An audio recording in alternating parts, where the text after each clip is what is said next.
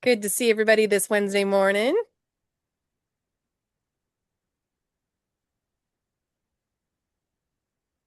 Okay, we have a lot of content to get through today, so I'm gonna go ahead and get started while the rest of everybody joins us over here. Welcome, everybody, to our Wednesday webinar series. We are so excited to have you here this morning. You might have noticed Shay's not here, but you have me, Kim, this morning working with you guys. I'm the marketing coordinator at Parsec Education, and I'm so glad to get to work with you guys today. Before we get started, just a couple of quick housekeeping things. You know that we love to record and send you the slides afterwards. So if you miss a slide, don't worry. It's going to come to you in an email follow-up. So you'll get all those good notes. Feel free to just be immersed and a part of everything today. We love participation and dialogue. So keep your chat open and make sure you're putting anything in there that you want to talk about or comment on in the chat. Please feel free to also drop your name and where you're from in the chat so we know who you are and what's going on. Today's discussion, we're very excited, guys, because we are going to be talking all about engagement and dialogue. So today is dialogue over devices, what our stakeholders taught us about phone-free schools. We're going to cover three big things, and we're very excited about this. First, what stakeholders actually think about phone-free schools.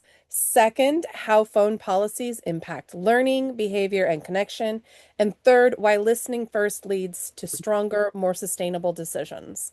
And I'm super excited to introduce to you today our speaker, Dr. Rich Stowell. He's the Director of Communications for Alpine School District in Utah, which is the state's largest school district, serving 85,000 students across 92 schools. I do not envy you, Rich. That's all I'm going to say.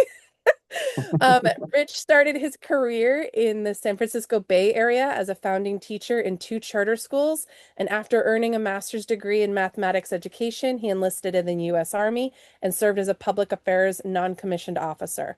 His deployment took him to Kosovo, where he served as video section chief for NATO's multinational task force at Camp Bonsteel, and then to Afghanistan, where he worked with division leadership on strategic communications during the drawdown of U.S. forces. That military experience sparked a deep interest in public relations and strategic communications, and Rich went on to earn his PhD in communications from the University of Utah in 2019, and his work focuses on values-based communications and trust building. He currently serves as First Sergeant of the 302nd Mobile Public Affairs Detachment, U.S. Army Reserve. Thank you so much for your service, Rich. We appreciate it. And Hey, Kim.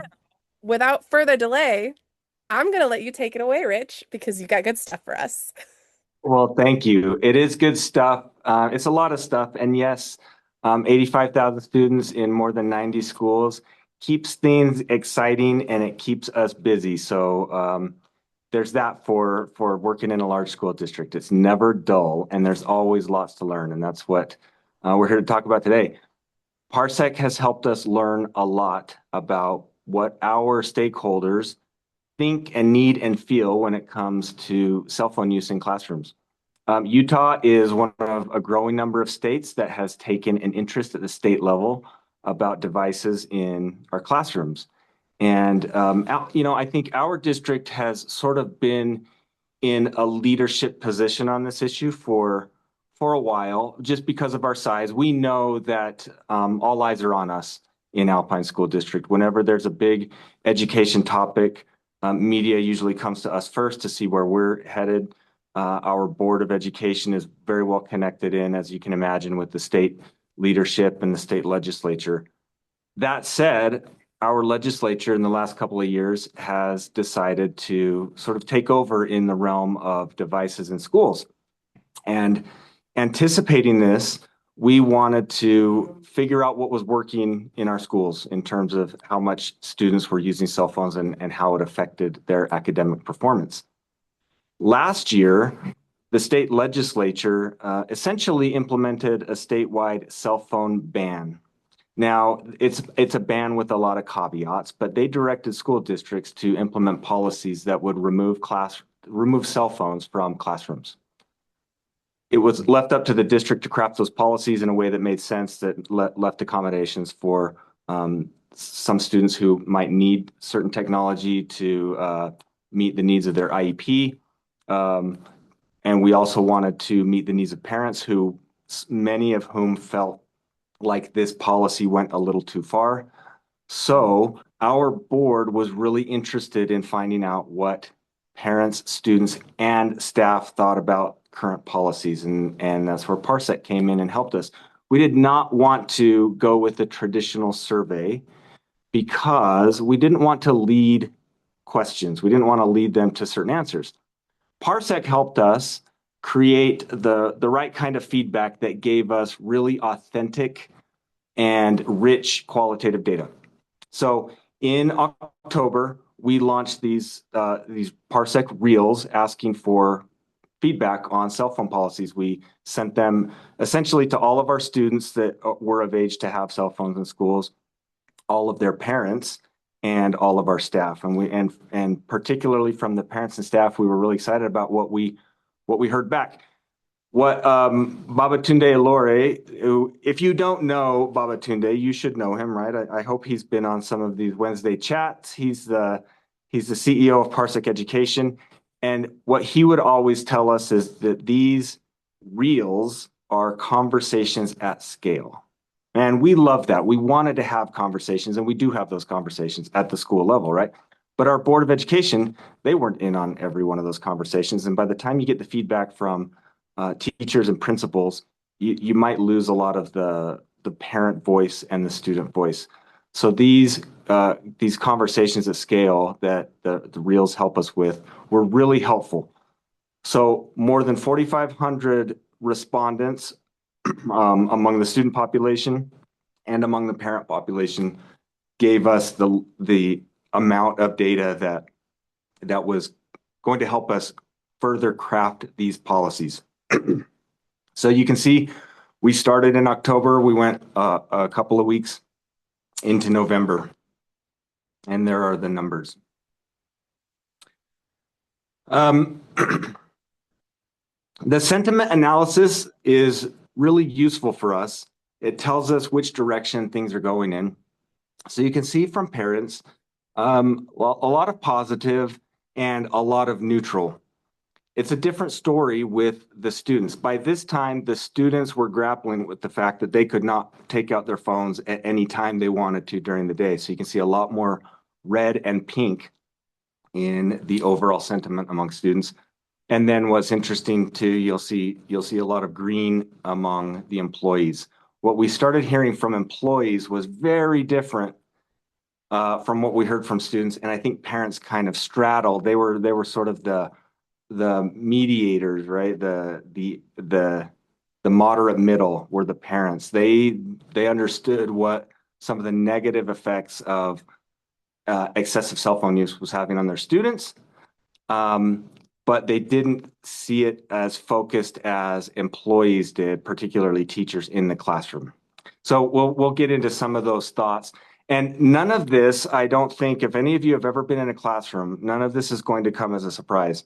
But what we learned that in a deeper way is that there were real concerns among students and parents that we had to acknowledge as we continued to develop these policies and implement them.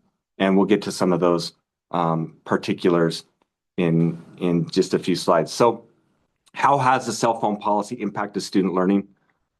On balance, it's actually a pretty overwhelming consensus that there really is very little negative effect on student learning.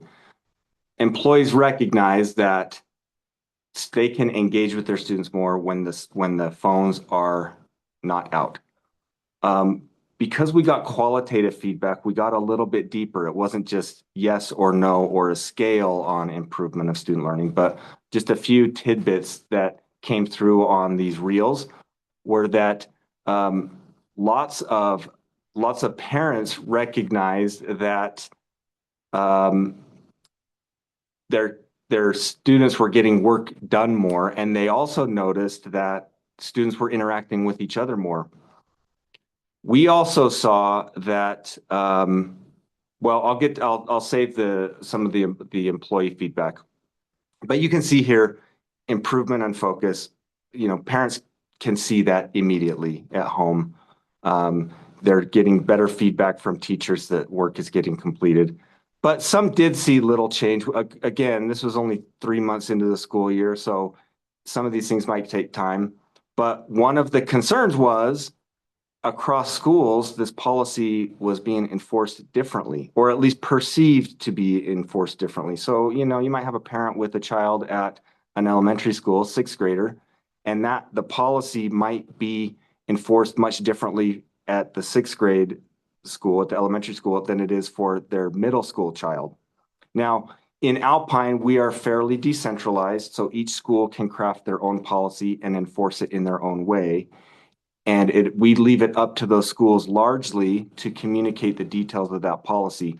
But what we learned is that we need to do a better job of letting parents know that each school does have their own policy. I visited one of our junior highs. They have a very lax policy. They do not let phones out in the classroom, but during passing period and lunch, free game. So you go to that school and kids are out on their phone and it's encouraged. They say they want, the administration has made the decision along with the teachers to let those students have some free time, have some fun, connect on their phones. And if a parent were to see that and go to a different school and see the, different behaviors with cell phones, they might be concerned that we don't have a policy or we don't have a coherent policy. So at the district level, we had to make sure that we were communicating to our wider audience that there are different ways to implement a policy that still aligns with state law. So parents, by and large, were appreciative that we were asking for feedback. They recognized the educational value of the policy, and they did raise some concerns that the one thing that I don't think we will ever fully escape is that parents want to get a hold of their kids in an emergency. This is coupled with an increased emphasis and effort on our part at the district to improve safety communications. We've implemented some things that help us get a hold of parents more quickly in a case of an emergency. And we've been very vocal about what that process looks like. And so we don't see these things as separate. We see them as together, just as parents do. Students, as you can imagine, were not as favorable to cell phone bans in classroom. However, so students, maybe they are not the most honest reporters of their own academic performance. Some did acknowledge that they felt more engaged or more focused in classroom. Many of them just said, I handle my phone just fine. You don't need to enforce rules with me. I know when to put it away. Anecdotally, we did hear in much of the feedback that a lot of students just felt better not having a phone in their hand. They felt freed. Now, this was not overwhelming, but it was a strong minority that basically said, when I know it's not a rule, or when I know it's a rule that no students can have phones out at school, I don't feel pressure to have my own phone out. So that was a real win for us, and we've tried to emphasize that as we've communicated this with families. This helps us have those hard conversations with some of the older students and with their parents who might want to push back on the policy to say, give it time.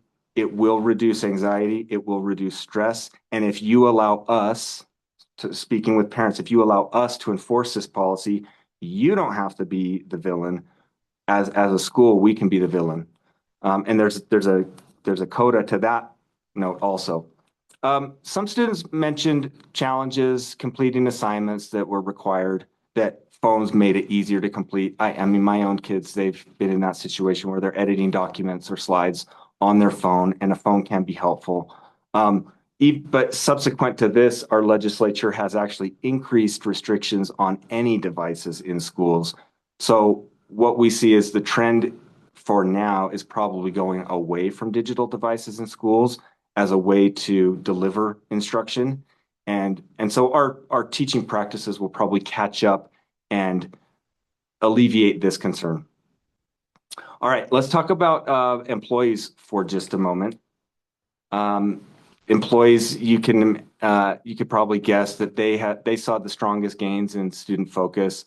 They've appreciated and they reported seeing more face-to-face peer interaction in class and during the passing time.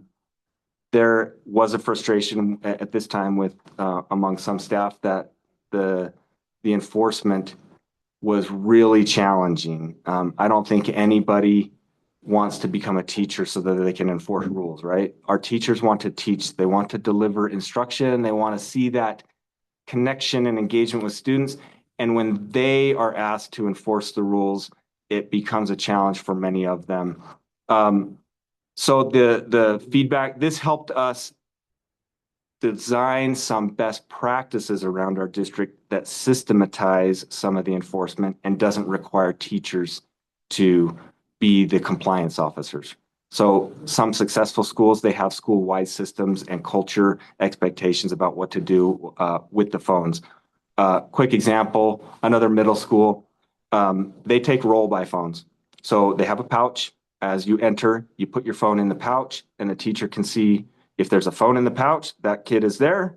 If the kid does not have a phone, they have an alternative. I think they have a card or something, and they put the card in the pouch instead of the phone. So it's a quick way to take attendance. It just happens. There's no enforcement. After a few weeks, you build that routine, and kids do it. I've seen other schools.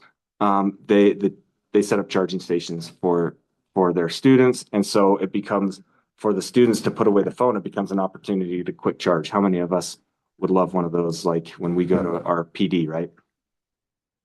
Um, so there were this feedback helped us see some of the pros and cons of our policy, and it really helped our board understand that this issue is a lot more nuanced. As a communicator for the district, it helped us because it engaged our parents in the conversation. We have gotten almost zero negative pushback on this policy at the district level. That's almost unbelievable when you think about the scope of the scope of this policy. 85,000 students, probably 140,000 parents, and we get feedback on all sorts of issues. There hasn't been zero, but it's been negligible. And so the transparency behind this policy, the way we gathered the feedback, the voice that we allowed parents and students to engage with us in this conversation, I think was really, really powerful. This is the long-term game, right? We want nothing really matters in our schools if students aren't mentally and emotionally ready to learn. And back to some of the anecdotes that we heard through this feedback, students will often have often said to us, it's just nice to have a conversation. It's nice to look up. We're seeing people's eyes, we're seeing people's smiles. We measure this stuff in a different way, and we have seen a measurable improvement in connection in social wellness in our schools. It's not immediate, but I think our state legislature sees this part as the biggest issue, even more, probably more than academic outcomes. And our state leadership, they have been really concerned about adolescent mental health, and they think this is one of the levers that they can pull to make a difference there. Our hands were the shots were kind of called on our behalf at the district, but because we were able to get feedback, we are able to implement state policy in kind of a responsible way and build that partnership and trust with parents. And that's what is making the difference for us. Rich, I know you have more to say, but there's a question in chat I think might fit perfectly here. Stephanie asked, how is your school dealing with earbuds, watches, wireless things like that connect to cell phones? Yes, so the state law defines digital devices and it includes all of those things. So when a student typically, this is typical, when a student walks through the doors, all of those devices have to be in a backpack. And then the school can be more restrictive with that. So yes, earbuds and smartwatches, that was kind of a sticking point, right? Because, you know, maybe a fourth grader gets a smartwatch for Christmas. They want to wear that thing around. They want to use it. It is considered a prohibited device in the classrooms. And there are exceptions, you know, especially with as if anything is included in an IEP or a 504 plan, they'll make exceptions. And we haven't heard that there's been big problems with that. But at the beginning, parents did have complaints about the watches. And so that was something that we did have to kind of keep an eye on and work through gingerly. But yes, to answer the question, all of those things are digital devices. It's not a cell phone policy, it is a digital device policy.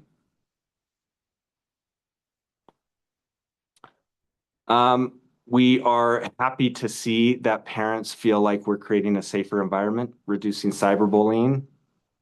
And, you know, I think parents want, I guess I'm a parent and I have two teenagers in school right now. And I worry about bullying and mental health way more than I worry about academic performance. Um, and so it was really gratifying for us to see that parents were thinking about those topics too. And parents really, it helped us realize that parents really are monitoring these large variables that we also want to keep an eye on in our school district. So we feel like this feedback that we got has really strengthened our partnership with parents and helped us align our goals in those important areas.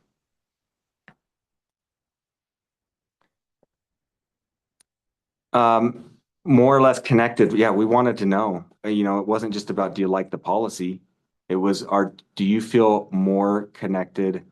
Again, a lot of students said that they did have higher anxiety without phones. To me, that is probably a reason to restrict phones. I think all the adults would say that is a problem we need to fix. Uh, yeah, we have a responsibility as educators to set a culture in our schools where students come to learn first, learn and connect, and we're doing that.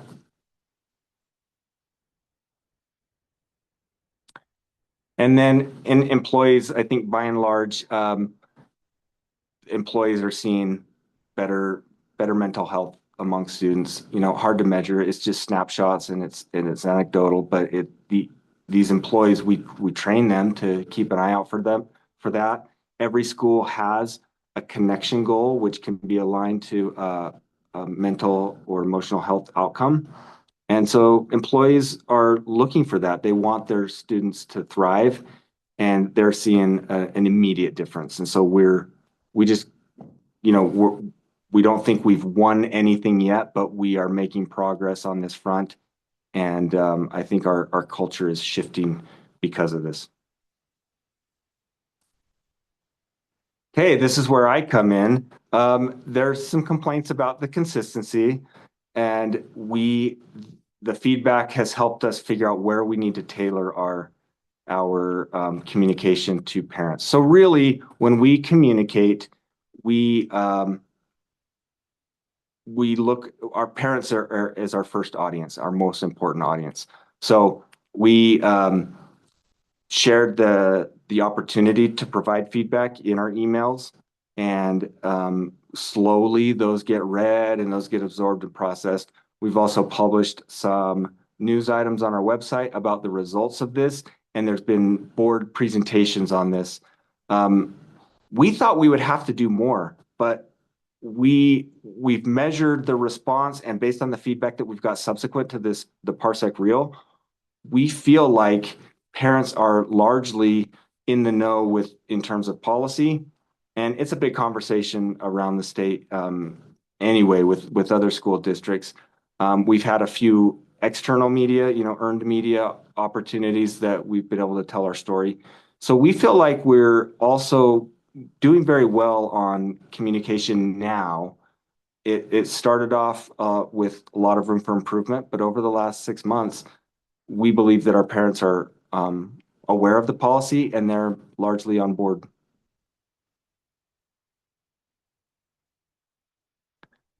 Um, I wonder if do you want to get to questions or do you want to try to zoom through the last few slides? If we have any questions, guys, you can pop them in chat or come off video. So Otherwise, yeah, as I mentioned, the parents, they are our number one audience. We need to build trust with parents. Students, we need them to learn.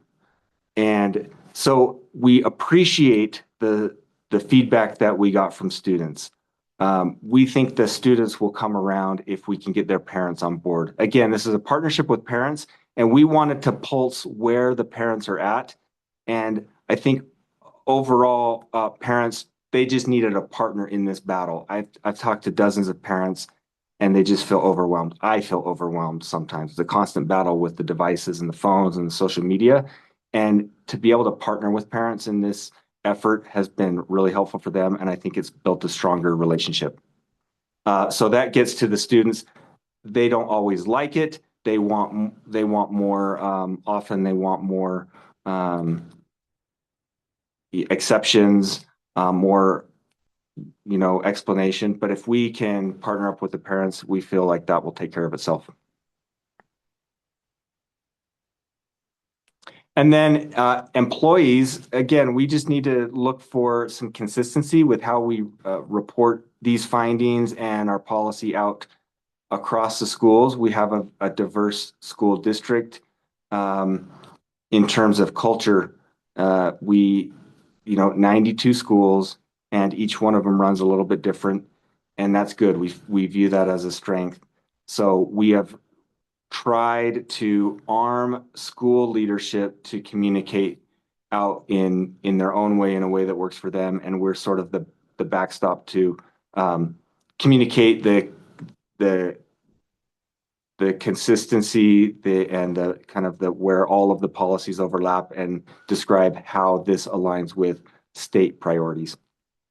great. Rich, I know we're running up against time, but I do want you to answer this one in just a moment because I feel like this is the big question about what you've heard back from your conversations. But if anyone has any questions, please feel free to drop them in the chat. We will stay on also a little bit longer to handle any other questions. But I know this is the good answer that everyone's been waiting for. So, Rich, please let us know about this one. Yeah, thank you. What concerns remain? So, kind of two related concerns. The biggest one is, what is the state going to do next? In the last two or three legislative sessions, they've addressed this topic, and we have to do what state law says. And we're always going to implement state laws faithfully as we can in a way that makes sense for our community. So we stay engaged. In fact, one of the powerful things of this feedback is it allowed us to go into the legislative session with some really valuable data. So when our leadership, our district leadership, interacts with our state legislatures, we have good information for them that will guide their development of sound policy. But that will always be a concern. The second part of that is, what are we losing if we continue to restrict devices in schools? And just a quick idea here, after COVID, we went very digital, right? And we became very nimble. So for example, here in Utah, in Alpine, those mountains in the slide here, that's real. That's what we wake up to, 4 months out of the year. And we have snow days, right? There's days that we cannot get to school. Since we've gone digital, that has not been a problem. We have an online learning day. Now, with the restriction in devices in classrooms, that might be a little more challenging going forward. So we're going to have to change some of our practices to find a nice balance between real, authentic, face-to-face learning, engaging with books, engaging with people, engaging with manipulatives, and being able to deliver that learning in a unique way that devices have allowed us to do. We don't want to go too far in one extreme or the other. That's a concern we're going to have to solve. What do stakeholders suggest? Wow. There's no shortage of suggestions. We want to know what our parents think. And our parents, what we're hearing from parents through this feedback and subsequent conversations is really thank you for engaging with it. So stakeholders, they don't want to do, they don't know what the research is. And so They are grateful that we are engaging in this problem, doing the research, getting the feedback. And so the suggestion there is we need to really don't form an opinion based on what we knew 2 years ago. We need to really follow the best research now. And the good news is it's continually coming out, and we can stay smart on that and have best research inform our policy. So that's probably a suggestion that is most applicable in this situation. Awesome. Rich, thank you so much. We're so grateful for you coming on and sharing what you guys have learned through this. I know it's been a months long process to have these conversations, but really engaging with that many people is just a marvelous undertaking. And I commend you and your team for the undertaking and getting through it and sorting through everything and bringing it to us so that we could understand what it looks like. I mean, honestly, I come from a background of a school that had 3,000 kids. I cannot imagine engaging with families of 85,000 children. So, Well, um, thank you. We could not have done it without Parsec. And it is really interesting. If you want to have fun, come work in a large school district and you'll have all sorts of really interesting conversation and learn lots of stuff. So awesome. thank you, Kim. Yeah. Well, guys, if you have any questions, we will stick around for a little bit. Please feel free to ask those questions. And if you want to know more, want to see more of their content like this, please click on the links that Esteban is dropping in our chat right now so you can sign up and be a part of all of our webinars with great resources, information like what Rich gave us today. And thank you again, Rich, for being here. Thank you, everyone, for joining us. We've had a fantastic time this week.